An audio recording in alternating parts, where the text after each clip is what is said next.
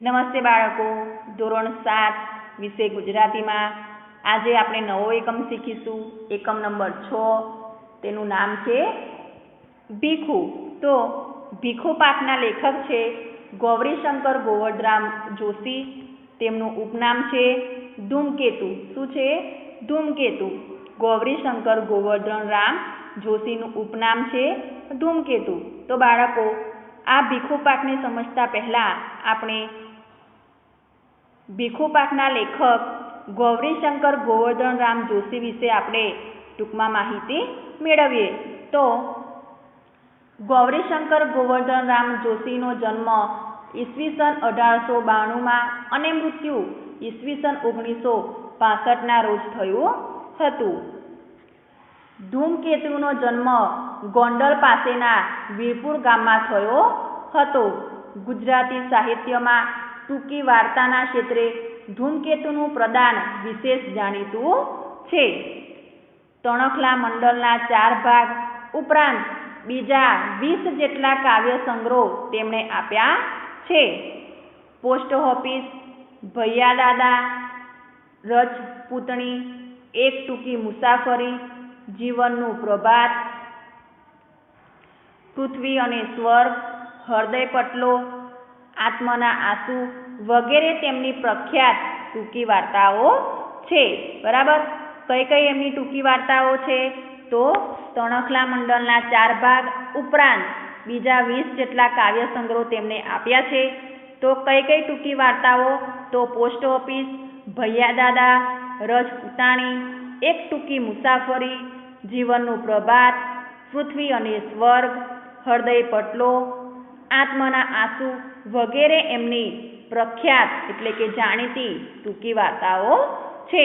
અહીંયા આપણે ગૌરીશંકર ગોવર્ધનરામ જોશી વિશે આપણે ટૂંકમાં માહિતી મેળવી. હવે ભીખુ પાઠને પણ આપણે ટૂંકમાં સમજીએ. બરાબર. તો ભીખુ ભીખ માંગીને પોતાનું તેમજ પોતાના કુટુંબનું ભરણ પોષણ કરનાર નાનકડો છોકરો હતો. એટલે ભીખુ કોણ હતો? તો ભીખુ ભીખ માંગીને એટલે કે ભિક્ષા માંગીને પોતાનું તેમજ પોતાના કુટુંબનું એટલે કે પોતાના પરિવારનું ભરણ પોષણ કરનાર કોણ હતો? એક નાનકડો છોકરો હતો. તે પાત્રનું આલેખન હૃદયસ્પર્શી બન્યું છે. હવે તે પાત્રનું એટલે કયું પાત્ર? તો ભીખુનું પાત્ર આ પાઠમાં આપણા હૃદયને સ્પર્શી જાય એવું બન્યું છે. વહેંચીને ખાવું, પોતે વેઠીને પણ મા અને ભાઈ ભાંડુ વિશેષ ખ્યાલ રાખવો તેવું વલણ તેનામાં સહજ રીતે લાગણીના સ્વરૂપે વહેતું જોવા મળે છે. કવિએ શું કહ્યું છે? કે વહેંચીને ખાવું, એકબીજાને આપીને ખાવું, પોતે વેઠીને પણ ભાઈ ભાડુના વિશેષ ખ્યાલ રાખવો તેવું વલણ તેનામાં સહજ રીતે લાગણીના સ્વરૂપે વહેતું આપણને આ પાઠમાં જોવા મળશે. ભીખુએ જલેબી પણ ખાધી ન હતી કે ડાળિયા પણ ખાધા ન હતા, પરંતુ ભાઈ ભાંડુને ખાવા મળે એ હેતુથી મા પાસે એ શું બોલે છે? અસત્ય બોલે છે. એટલે કે ખોટું બોલે છે કે પોતે ધરાઈને ખાધું છે.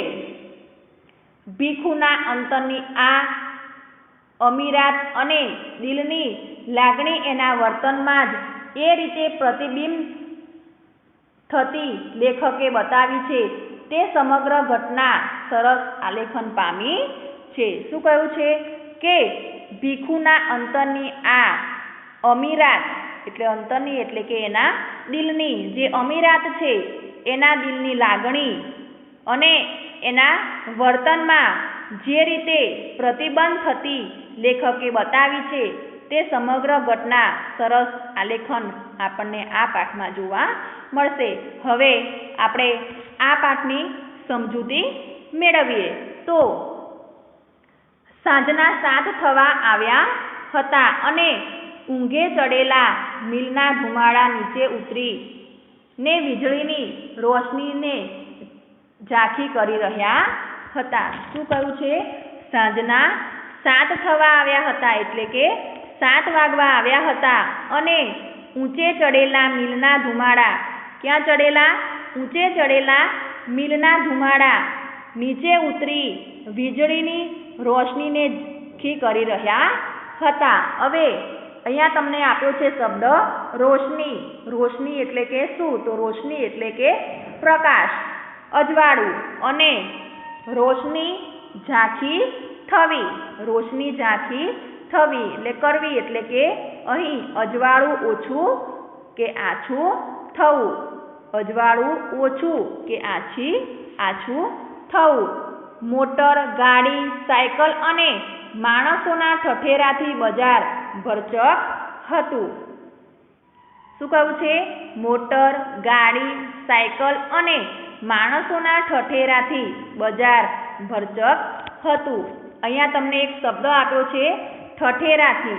ઠઠેરો એટલે કે આજવા કે પ્રભાવિત કરવા માટેનો દેખાવ. ઠઠેરો એટલે કે આજવા કે પ્રભાવિત કરવા માટેનો દેખાવ. તો મોટર, ગાડી, સાયકલ અને માણસોના ઠઠેરાથી બજાર કેવું હતું? ભરચક હતું. અકસ્માતથી બચવા માટે હું ફૂટપાથ પર ચાલતો હતો. શું કહ્યું છે? અકસ્માતથી બચવા માટે હું ફૂટપાથ પર ચાલતો હતો. હવે અહીંયા તમને એક શબ્દ આપ્યો છે ફૂટપાથ. તો ફૂટપાથ એટલે કે શહેરી રસ્તાની બાજુ પર પગે ચાલનાર માટેની પગદંડી પણ કહેવાય એને. ફૂટપાથ એટલે કે શહેરી રસ્તાની બાજુ પર પગે ચાલવા માટેની પગથી એટલે પગે ચાલવા માટેનો જે રસ્તો આપેલો હોય એને શું કહેવાય? ફૂટપાથ. તો લેખક કહે છે કે અકસ્માતથી બચવા માટે હું ફૂટપાથ પર ચાલતો હતો. एक कंगाल पर इतनी रहम कर दो. एक कंगाल पर इतनी रहम कर दो. અહીંયા કંગાલ શબ્દ આપ્યો છે. કંગાલ એટલે કે ગરીબમાં ગરીબ. કંગાલ એટલે કે ગરીબમાં ગરીબ. ઇતની એટલે કે આટલી. ઇતની એટલે કે આટલી. રહમ. રહમ એટલે કે દયા. रहम એટલે કે દયા. એક કંગાલ પર ઇતની રહેમ કરો. ડરથી બોલાયેલા શબ્દોએ પગને આગળ જતા થંભાવ્યા. ડરથી. દર્દ એટલે કે દુઃખથી. એમને એક અવાજ સંભળાય છે. કેવો અવાજ? તો એક કંગાલ પર ઇતની રહમ કરો. તો ડરથી બોલાયેલા શબ્દોએ પગને આગળ જવા થંભાવ્યા. દર્દ એટલે કે દુઃખથી. જે શબ્દો સંભળાય છે એ કેવા સંભળાય છે? ડરથી, દુઃખથી શબ્દો સંભળાય છે. તો એ ડરથી બોલાયેલા શબ્દોએ પગને આગળ જવા શું કર્યા? થંભાવ્યા એટલે કે થોભાવ્યા. પાછળ ફરીને જોયું તો હું 3 દરવાજા પાસે ઊભો હતો. શું કહ્યું છે? પાછળ ફરીને જોયું તો હું 3 દરવાજા પાસે ઊભો હતો. ફરી એક જ શબ્દ સંભળાયા. ફરી એક જ શબ્દ સંભળાયું. મેં ડોકું જરાક ખેંચ્યું.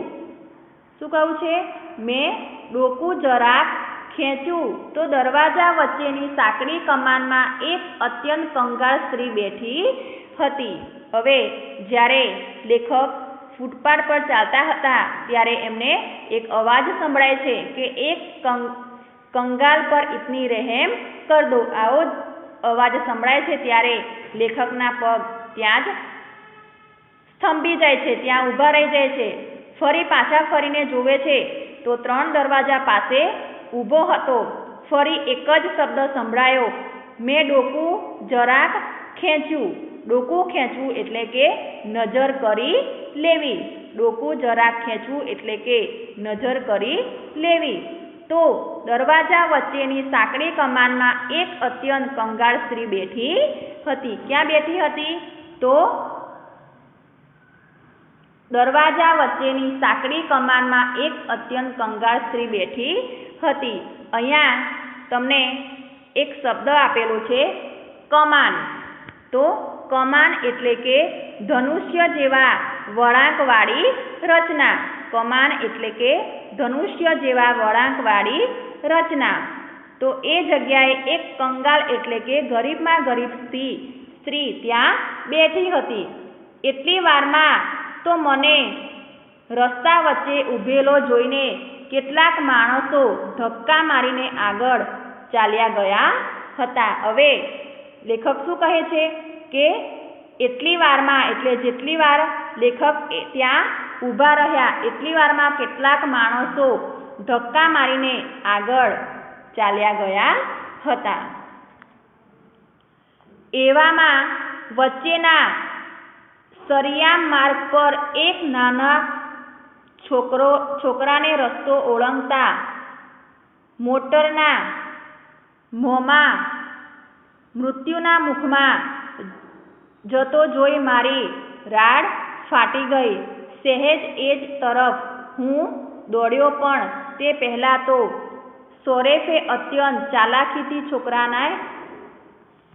છોકરાને ઉગારી લીધો ને તેની મા આગળ વધીને હાંફળી ફાંફળી દોડતી હતી તેના તરફ એક ઠપકાભરી નજર નાખી હોર્ન વગાડી મોટર આગળ ચાલતી મૂકી.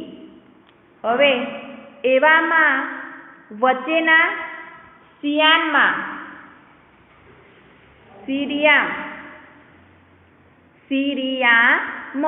હવે સિરિયામ એટલે શું? તો સિરિયામ એટલે કે મુખ્ય. એવામાં વચ્ચેના સિરિયામ માર્ગ પર એક નાના છોકરાને રસ્તો ઓળંગતા મોટરના મોંમાં મૃત્યુના મુખમાં જતા જોઈ. હવે મૃત્યુના મુખમાં જતો જોવો એટલે કે મૃત્યુ થાય એવી અકસ્માત ઘટના દેખવી. મૃત્યુના મુખમાં જતો જોવો એટલે મૃત્યુ થાય એવી અકસ્માત ઘટના દેખવી. તો જતો જોઈ મારી રાડ ફાટી ગઈ. અહીંયા રાડ ફાટી જવી એ રૂઢિપ્રયોગ છે. રાડ ફાટી જવી એટલે કે ભયથી ચીસ પડી જવી. સહજ જ એ જ તરફ હું દોડ્યો. હવે પેલા છોકરાને બચાવવા માટે લેખક એ તરફ જાય છે, પણ તે પહેલાં તો સોરેફે અહીંયા સોરેફ શબ્દ આપ્યો છે. સોરેફ એટલે કોણ? તો મોટર ચલાવનાર ડ્રાઈવર. સોરેફ એટલે કે મોટર ચલાવનાર ડ્રાઈવર. સોરેફે અત્યંત ચાલાકીથી છોકરાને ઉગારી લીધો. ઉગારી લેવું એટલે કે બચાવી લેવું. ને તેની મા આગળ વધીને હાંફળી ફાંફળી દોડતી હતી તેના તરફ એક ઠપકારભરી નજર નાખી હોર્ન વગાડી મોટર આગળ ચાલી. હવે તેની મા આગળ વધીને હાંફળી ફાંફળું એટલે કે ગભરાયેલું, બેબાળકું. હાંફળું ફાંફળું એટલે કે ગભરાયેલું. એની મા એને બચાવવા માટે દોડતી હતી તેના તરફ એક ઠપકારભરી નજરે, કેવી નજરે? ઠપકારભરી નજરે નાખી હોર્ન વગાડી મોટર આગળ ચાલતી થાય છે.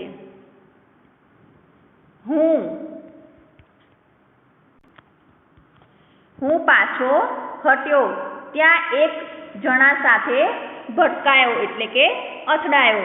માફ કરજો માસ્તર કહીને એક જણો ભટકાયો ચાલ્યો ગયો ને એટલો તો પેલી કંગાળ સ્ત્રીના એના એ શબ્દો ત્રીજી વખત સંભળાયા. હવે લેખક પાછા હટ્યા ત્યાં એક જણા સાથે ભટકાયા એટલે કે અથડાય છે. માફ કરજો માસ્તર કહીને એક જણો ભટકાયો અને ચાલ્યો ગયો ને એટલામાં તો પેલી કંગાળ સ્ત્રીનો એના એ જ શબ્દો લેખક શું કહે છે કે મને ત્રીજી વખત સંભળાયા. એક કંગાલ પર ઇતની રહેમ કરો. એક કંગાલ પર ઇતની રહેમ કરો. એક સ્ત્રી બેઠી હતી તે ખૂણામાં અંધારામાં મેં નજર કરીને ફેરવી. નજર ફેરવી. શું કહે છે? એક સ્ત્રી બેઠી હતી તે ખૂણામાં અંધારામાં મેં નજર ફેરવી. ત્યાં સ્ત્રી બેઠી હતી એ અંધારાના ખૂણામાં લેખક એ બાજુ નજર ફેરવે છે. હવે નજર ફેરવવી એ રૂઢિપ્રયોગ છે. નજર નાખવી એટલે કે જોવા માટે આંખ તે તરફ કરવી, જોવું. અને નજર ફેરવવી એટલે કે ધ્યાનથી ચારે બાજુ જોવું. નજર નાખવી એટલે કે જોવા માટે આંખ તે તરફ કરવી અને જોવું. અને નજર ફેરવવી એટલે કે ધ્યાનથી ચારે બાજુ જોવું. તેના પગ પાસે ઉઘાડે શરીરે 3 છોકરા સૂતા હતા. હવે જે કંગાળ સ્ત્રી બેઠી હતી એ તમે આ ચિત્રમાં જોઈ શકો છો, બરાબર? કે લેખક અહીંયા ચાલી રહ્યા છે, ઊભા રહ્યા છે અને આ એક સ્ત્રી કંગાળ, અત્યંત ગરીબ, અને એના પગ પાસે આ 2 બાળક અને આ 1 બાળક, 3 બાળકો શું કર્યા હતા? સૂતા હતા. ને તેના ખોળામાં એક નાનું બચ્ચું દયામણું મોં રાખીને આવનાર જનારની સામે જોયા કરતું હતું. અને 3 બાળકો સૂતા હતા અને 1 બાળક તેના ખોળામાં નાનું બચ્ચું દયામણું એટલે કે અહીંયા તમને શબ્દ આપ્યો છે દયામણું એટલે કે દયા ઉપજે તેવું, ગરીબનું મોં રાખીને આવા જવાનની સામે જોયા કરતું. રસ્તા ઉપર જે લોકો આવે છે, જે લોકો જાય છે એમને તે જોયા કરતું હતું. બાઈ અશક્ત હતી અને ગરીબીથી તેના પર અસહ્ય જુલમ કરી રહી હતી. બાઈ એટલે કે પેલી સ્ત્રી હતી એ બાઈ અશક્ત હતી, બરાબર? કેવી હતી? અશક્ત હતી અને ગરીબી એના પર અસહ્ય જુલમ કરી રહી હતી. જુલમ એટલે કે ત્રાસ, બરાબર? જુલમ એટલે કે ત્રાસ. ઊંડા ખાડા જેવી આંખોમાંથી તેજ પરવારી રહ્યું હતું. ઊંડા ખાડા જેવી આંખોમાંથી તેજ પવારી રહ્યું હતું. તેજ પવારી રહ્યું હતું એ રૂઢિપ્રયોગ છે. એટલે કે તેજ પરવારી રહેવું એટલે કે ભૂખને દુઃખની અસરથી નિસ્તેજન થવું. શું? તેજ પરવારી રહેવું એટલે કે ભૂખને અને દુઃખની અસહ્યથી નિસ્તેજ થવું. પોતે છોકરા માટે જ જીવન દોરી લંબાવતી હોય એમ તેના મોં પર દેખાતું હતું. શું? પોતે છોકરા માટે જ જીવન દોરી એટલે કે આયુષ્ય, અવરદા એટલે કે પોતાના છોકરાઓ માટે જ જીવતી હોય એવું એના મોઢા ઉપર દેખાતું હતું. મારો હાથ એકદમ કોટના ખિસ્સામાં પડ્યો. લેખકનો હાથ એકદમ ક્યાં પડે છે? પોતે જે કોટ પહેર્યો હોય છે એ કોટ ઉપર પડે, ખિસ્સામાં પડે છે. એ ખિસ્સાએ 2 કલાક પહેલા જ કલદાર રાણી છાપના રૂપિયા સાથે ભદ્રમાંથી શહેર તરફ મુસાફરી કરી હતી, પણ અત્યારે તે ભોઠો પડ્યો. શું કહે છે? કે એ ખિસ્સાએ 2 કલાક પહેલા જ કલદાર રાણી છાપના રૂપિયા સાથે ભદ્રમાંથી શહેર તરફ મુસાફરી કરી, પણ અત્યારે તે ભોંડો પડ્યો. ભોંડા પડવું એ રૂઢિપ્રયોગ છે. ભોંડા પડવું એટલે કે ઝંખવાણા પડી જવું.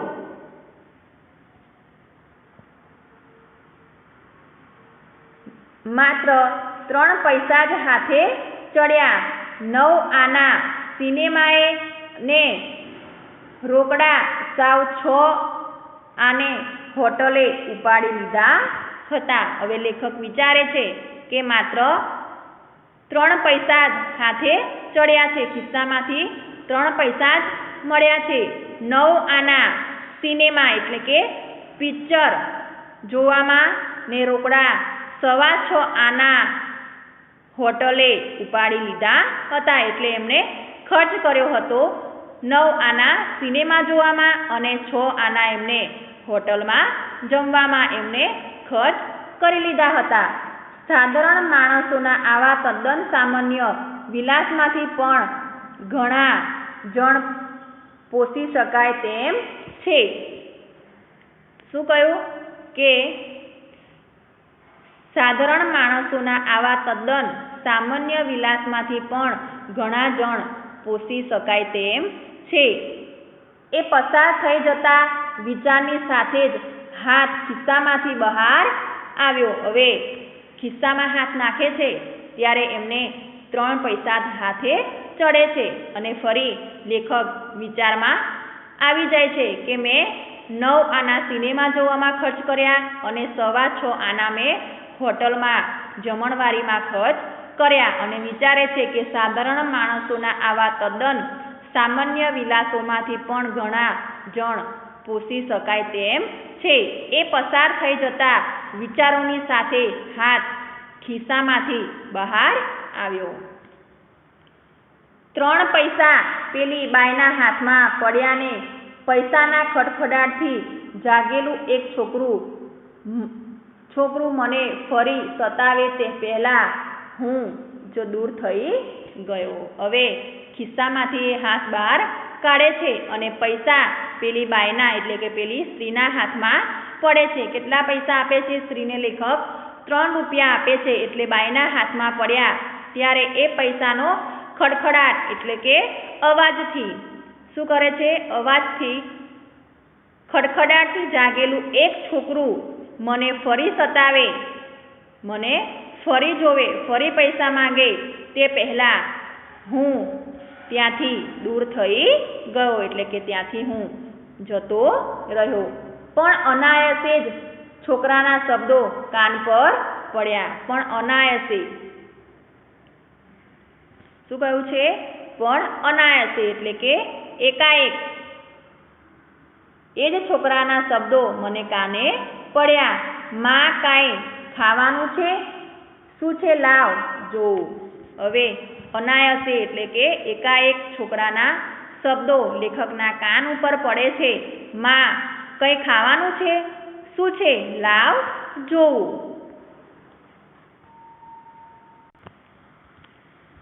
ખાવાનું તો ભાઈ લાવે ત્યારે, પણ એ ગયો ક્યાં?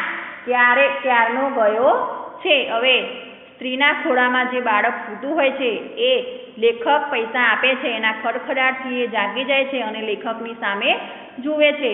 હવે એ કંઈક બોલે એના પહેલાં લેખક ત્યાંથી ચાલી જાય છે અને એના ખોળામાં જે સૂતેલું બાળક હોય છે એ બાળક બોલે છે બરાબર કે અનાયાસે જ છોકરો શબ્દો કાન પર પડે છે લેખકના કાન ઉપર કે માં કંઈ ખાવાનું છે? શું છે? લાવ જોઉં. બરાબર. ત્યારે એની માં એને જવાબ આપે છે કે ખાવાનું તો ભાઈ લાવે ત્યારે, પણ એ ગયો ક્યાં? ક્યારનો ગયો છે એવું જવાબ તેની માં આપે છે. પાછળથી લારીવાળાનો હટો ભાઈ હટોનો અવાજ આવતા હું એક તરફ ખસ્યો ને સિંગોડાવાળાના એક જ જાતના સ્વરોથી વચ્ચે થઈ પગથી પર ચડી ગયો. હવે પાછળથી લારીવાળાનો હટો ભાઈ હટોનો અવાજ આવતા હું લેખક એક તરફ ખસી જાય છે ને સિંગોડાવાળાના એક જ જાતના સ્વરોની વચ્ચે થઈ પગ પર ચડી ગયો. ફૂલોની છાબડીઓ પર, નારિયેળ પર, સાબુ પર, ગોળ પર એમ અનેક પદાર્થો પર ફરતી દ્રષ્ટિ સામેના રસ્તા પર મીઠાઈની 2 દુકાનો છે. એની આગળ જામેલી લોકોની ઠઠ તરફ ખેંચાય. હવે શું થાય છે કે ફૂલોની છાબડીઓ પર, નારિયેળ પર, સાબુ પર, ગોળ પર એમ અનેક પદાર્થો પર ફરતી દ્રષ્ટિ, સામેના રસ્તા પર મીઠાઈની 2 દુકાનો, એની આગળ જામેલી લોકોની ઠઠ, ઠગ એટલે કે ભીડ, ઠગ એટલે કે ભીડ, તો ઠઠ તરફ ખેંચાય. લેખકની દ્રષ્ટિ, લેખકની નજર એ તરફ ખેંચાય છે. કઈ બાજુ ખેંચાય છે? તો ફૂલોની છાબડીઓ પર, નારિયેળ પર, સાબુ પર, ગોળ પર એમ અનેક પદાર્થો પર ફરતી દ્રષ્ટિ, સામેના રસ્તા પર મીઠાઈની 2 દુકાનો, તેની આગળ જામેલી લોકોની ઠગ તરફ લેખકની નજર ત્યાં ખેંચાય છે. દ્રષ્ટિ ખેંચાવી, દ્રષ્ટિ ખેંચાવી એટલે કે ધ્યાન આવવું, દ્રષ્ટિ ચોંટી રહેવી. હવે દ્રષ્ટિ ખેંચાવી એટલે કે ધ્યાન આવવું. હવે લેખકની દ્રષ્ટિ એ તરફ ખેંચાય છે. ક્યાંક તહેવાર હતો ને બંને દુકાનદારોની રોશની કરી હતી. મારા પગલાં સહેજ એ તરફ વળ્યા. હવે ક્યાંક તહેવાર હતો ને બંને દુકાનદારોએ રોશની કરી હતી એટલે કે લાઇટોથી પ્રકાશ કર્યો હતો. એટલે લેખકને લાગે છે કે કંઈક તહેવાર છે અને એ તહેવારથી દુકાનદારોએ પોતાની દુકાનમાં લાઇટોથી રોશની કરી છે. મારા પગલાં સહેજ તરફ વળ્યા. મારા પગલાં એટલે કે લેખકના પગ એ દુકાન તરફ વળે છે. બરાબર, અહીંયા સુધી આપણે પાઠને સમજીશું. તમારે જેટલો પણ પાઠ આપણે આજે ચાલ્યો છે એ પાઠ તમારે વાંચવાનો છે. આભાર.